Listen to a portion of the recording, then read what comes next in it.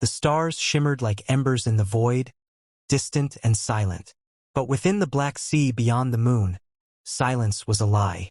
One by one, the ships arrived sleek, black, and vast beyond human architecture. Their hulls shimmered with reactive alloy that bent light itself, and their engines purred with anti-gravitic resonance. They did not arrive in haste. They came as conquerors, confident that nothing beneath them could touch the heavens.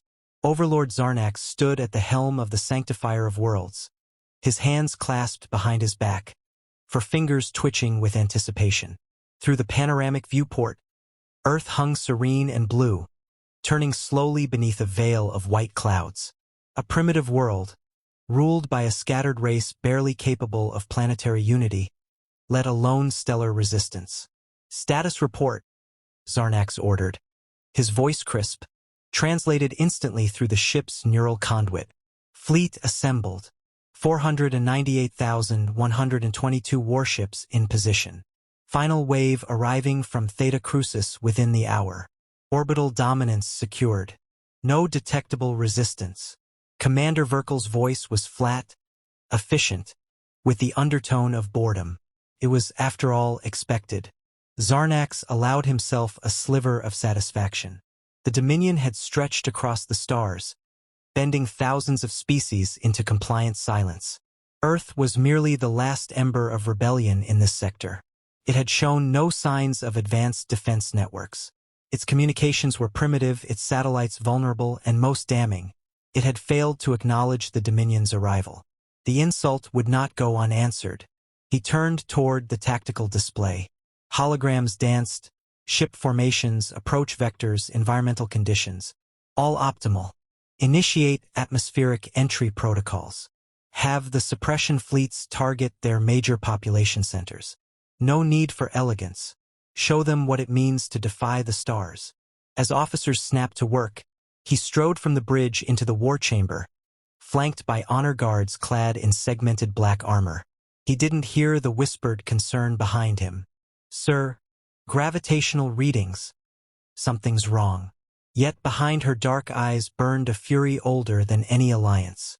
She'd watched the Dominion's ships pass Pluto, watched them crush the Mars colonies like ants, watched humanity's ambassadors disappear into the void, never to return. They had come not to negotiate, but to erase. "Are the net shields in place?" she asked. "Fully deployed across 5 orbital tiers," came the reply. "Solar camouflage still holding. Dominion fleet appears unaware of any anomaly." "And the fleet?" Captain Elias Monroe, tall, silver at the temples despite being just 42, gave a grim nod. "Cloaked and anchored. Half behind the moon, half below the magnetosphere. They'll see us only when we let them." Naomi turned back to the display. Above Earth's surface floated nothing but cloud and scattered stars. To Dominion eyes, it was helplessness. It was a lie. "Commence Operation Ashen Dawn," she said quietly. On the Sanctifier, Verkel frowned. The gravitational readings had stabilized, but only barely. Minor fluctuations in Earth's field. Overlord. Possibly tectonic. "Shall I delay landfall?" Zarnax didn't even look at him. "No. Begin descent. Let them see the sky darken with inevitability." So it began. 250,000 warships descended in orchestrated patterns, casting shadows over entire continents. Civilians looked up from their cities and fields to see the heavens ripple with unnatural motion. People screamed. Others prayed. Satellites burned in silence, swept clean by Dominion drones. But beneath the Antarctic ice, something moved. A thin line of light split the ancient glacier. Then another. Then hundreds. The ice cracked as machinery kilometers wide unfolded, glowed, and vanished from view, warping the very light around it. Hidden launch silos across Siberia, Patagonia, and the ocean floor came alive. What had lain dormant since Earth's secret unification 70 years ago now roared awake. The Dominion never heard the first kill. A shockwave of blue light tore through a V-class fracture cruiser. The ship split in 2 before its crew could register the impact. Then a second, then 5 more. Plasma lances burst from what had been mistaken as high-altitude cloud banks. Then came the silence-breaking voice. "This is Admiral Elias Monroe of the Terran Defense Armada. To all invading vessels, you are trespassing on sovereign territory. You will not receive another warning." Zarnak spun to face the main display. Where? Thousands of red blips appeared. Then more. 10,000. 50. 100,000. 500,000. They had been there the whole time. The cloaking fell like ash from the sky. From the dark side of the moon, Earth's true fleet emerged. Titanic carriers, mobile railgun platforms, swarms of AI-operated fighter drones. From the ocean, stealth submarines became launch platforms for atmospheric warships. From Earth's crust, orbital elevators flung ships into space like arrows loosed from taut bowstrings. The human fleet wasn't scattered or panicked. It was orchestrated, precise, cold. On the Sanctifier, Verkal spoke without inflection. "Enemy fleet exceeds our own in number. Their formations, they're coordinated by something we can't jam. Retreat to high orbit," Zarnak snapped. "Reorient the fleet. Bring up particle shields." Where is the source of their coordination? Unknown. But, sir, they're jamming us now. Inside Earth's command bunker, Naomi Sato watched the alien command structure crack like porcelain under stress. "Begin Phase 2. Target their carriers and command ships. Use predictive models. Don't give them time to learn." Monroe leaned toward the comms unit, face hard as steel. "To any Dominion vessel willing to stand down, surrender coordinates now. You'll be spared." Only silence answered, and then space ignited. Railgun slugs the size of skyscrapers tore through alien hulls. Human destroyers danced through formation fire like ghosts. Ion lances, impossible by Dominion physics, sliced entire columns of ships apart. Dominion engines began to fail. Their algorithms failed to adapt. They had never fought a foe like this, one that had studied them in silence for generations. And yet, the most terrifying realization came not from the scale of resistance, but the ease. Humanity was holding back. In the war chamber aboard the Sanctifier, Zarnak stared in horror. "This is impossible. They were primitives. They should have broken at the first sign." But Verkal's screen showed the truth. Earth's technological signals, once so weak and fragmented, now formed complex chains. Data webs, weaponized AI, coherent fusion fields. Every battle model the Dominion had relied upon crumbled under the weight of Earth's deception. "Why didn't we see it?" he whispered. "Because Earth had never wanted to be seen." Monroe watched another Dominion dreadnought break apart under railgun fire. "We waited," he said to no one in particular. "You came screaming with fire and arrogance. You assumed we were prey." A countdown appeared on the bunker's central display. Phase 3. Sato tapped a finger on the table. "End their communications. Let them burn in silence." Above Earth, in the void where only the stars should speak, the Dominion fleet, once 500,000 strong, began to collapse. Not all at once, but piece by piece. Predictably, the silence that followed was not peace. It was a warning. Earth was not what they thought it was, and it never had been. Bodies drifted through orbit, silent and lifeless. Wreckage glinted in the cold sunlight like scattered teeth, and the Dominion's once flawless formations were now shattered lines of burning ruin. The Earth below spun on, blue and uncaring. Overlord Zarnax did not move. The bridge of the Sanctifier was barely operational. Sparks danced from shattered consoles, and his officers worked through smoke and fractured light. One eye was sealed shut with blood, and his chest armor was scorched where a secondary explosion had torn through the command core. But he was still standing. Around him, the few surviving members of his fleet drifted in disarray. Dozens of ships, hundreds at most, a fraction of what he had commanded only hours ago. The rest had been annihilated by the Terran response. Precise, devastating, unrelenting. "Verkal?" he rasped, voice hoarse. The commander was slumped in a restraint harness, blood leaking from his ears. He lifted his head with effort, a smear of red across his forehead. "Alive, barely. Internal dampeners saved us when the primary reactor destabilized." "Casualties?" 70%. Engines are crippled. Weapons offline. We have maybe 4 hours of power left if we don't move. Zarnax exhaled slowly. What about the others? Verkel's eyes flickered toward the still-functioning holomap. No organized resistance. What's left of our fleet is scattering. Running. There's no chain of command anymore. Zarnax's jaw clenched, his ruined hand curling into a fist. Cowards. He turned his gaze to the viewport. Earth filled the window, deceptively peaceful. He had underestimated this species, fatally. His intelligence had relied on surface broadcasts, outdated probes, intercepted transmissions that had painted the planet as fractured and lagging. All lies. Carefully cultivated misdirection. We need to understand how they did it, he said. Before we die, I want to know how they made us look like fools. Verkel coughed, spat blood. That's going to be difficult. They're jamming everything now. No outgoing transmissions. No scans. We're blind, deaf, and crippled.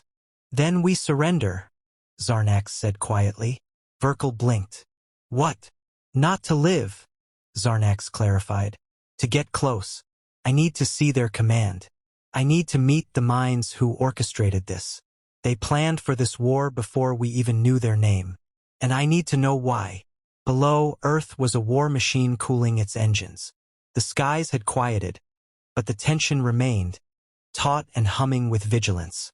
Every sensor sweep, every orbiting satellite still trained upward, watching for deception. General Naomi Sato stood in the upper level of Earth's orbital command citadel, her uniform still immaculate. Her expression was unreadable as she reviewed the prisoner manifest. The Dominion's surrender had not been total, but pockets had come forward. Captains, lieutenants, remnants of larger commands that had broken apart. Some begged, some tried to barter. Most simply waited for execution. But one name had stood out. Zarnax, she murmured, studying the transmission transcript. Overlord of the fleet. Supreme Commander of Sector Omega. Still alive. Admiral Elias Monroe stood beside her, arms crossed. We can vaporize him now. He's in range. She shook her head. No. Bring him in. Monroe raised an eyebrow. Why? Because a man doesn't come from across the galaxy with 500,000 ships and surrender without a reason, she said. He's not here to beg. He wants something. And you're going to give him the chance? She met his eyes. I want to see his face when he realizes we've been watching them for 100 years.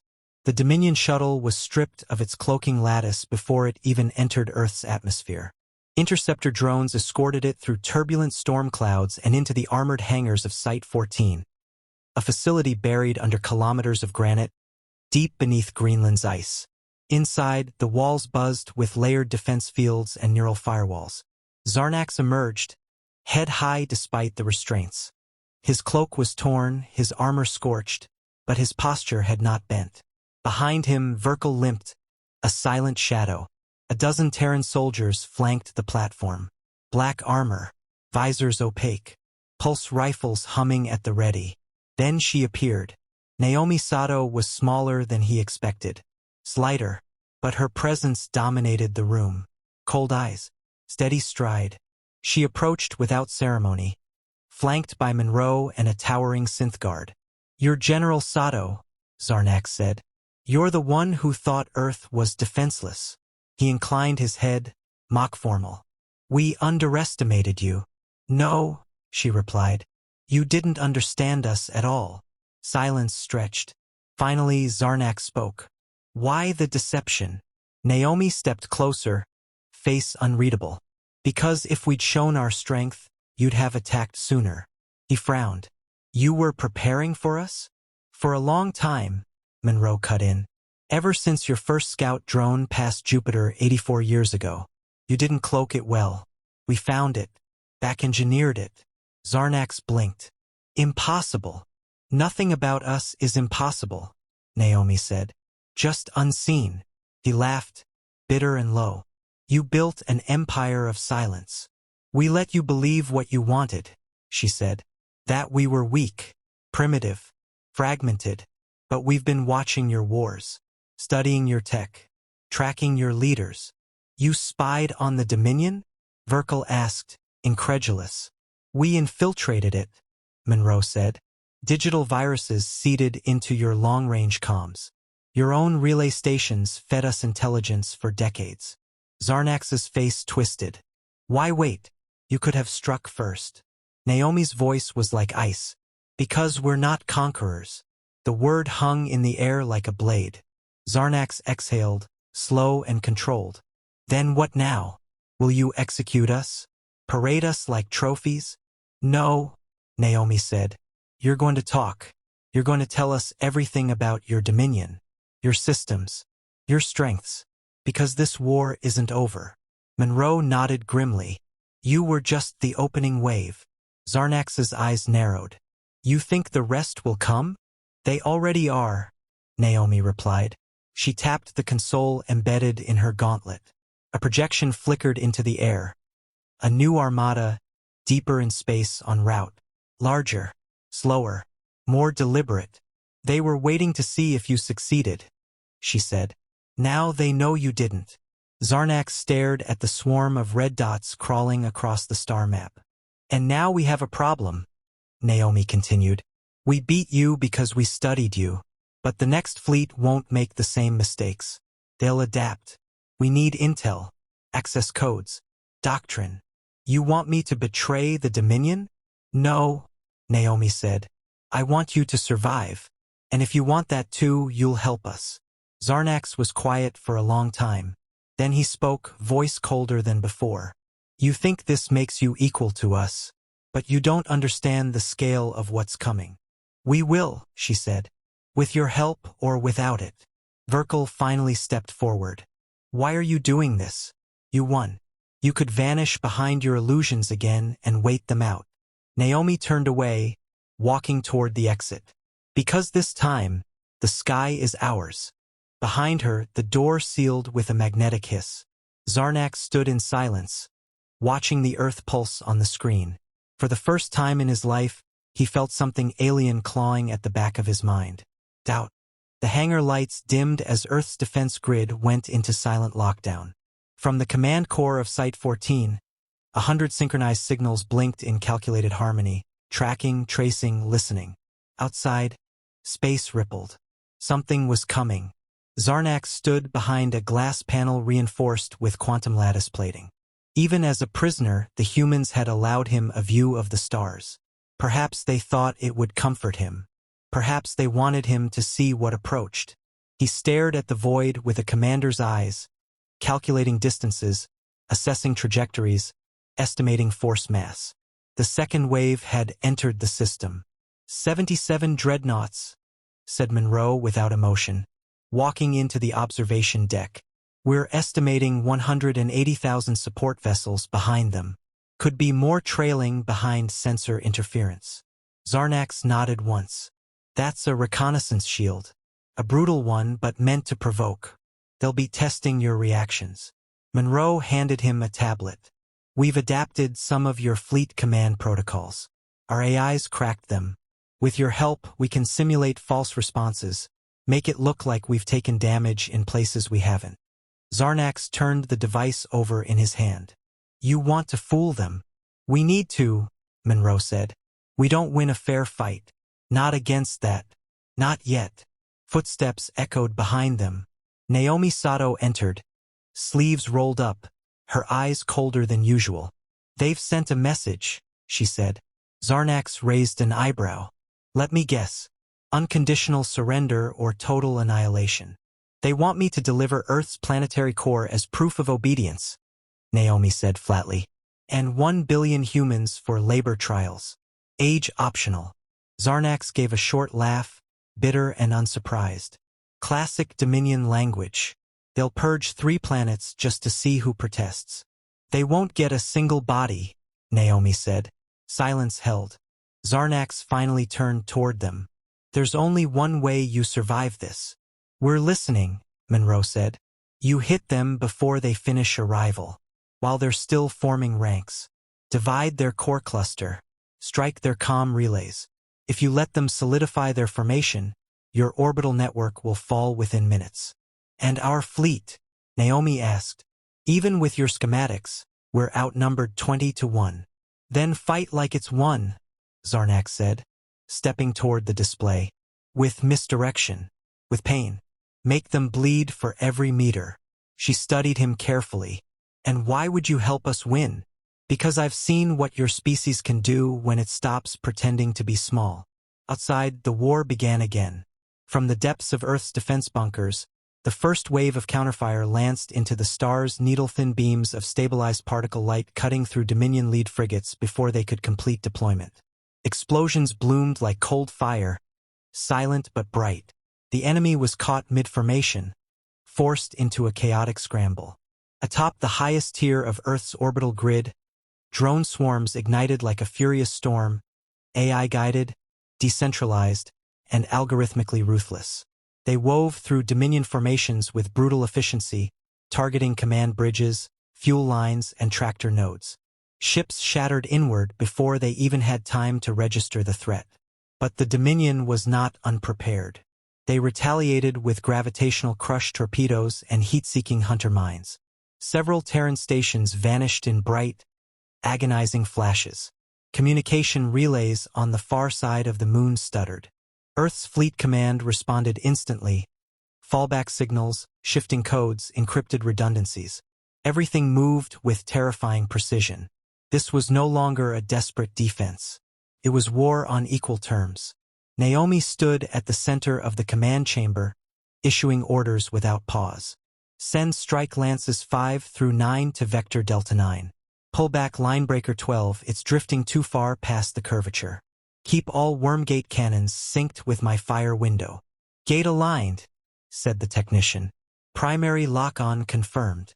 Release pulse. The moon flared. From behind it, the true weapon revealed itself. Earth's hidden ace. A massive hyperlight rail battery, one of the secret projects developed in darkness under the pretense of planetary geothermal stations. It fired once, and the Dominion battleship Harrow's crown split in half, venting atmosphere and command crew into space. Monroe exhaled sharply. They know now. They were always going to, Naomi replied. Now we make sure it costs them. Hours passed. The battle raged across low orbit, asteroid cover, and deep space listening posts. Dominion command ships tried to reassert control, but the damage had been done. Earth had struck first and hard. Their fleet may have been smaller, but it fought like it had already died and come back with vengeance in its veins. Zarnax watched transfixed. They're afraid, he whispered. Your people? Naomi asked. He nodded. They came expecting livestock. They found wolves. Still, Earth was bleeding. A third of its orbital net was gone. 27 of its AI generals had been disabled.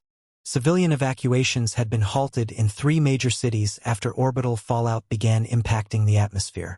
But morale did not falter. Every loss hardened the Terran response.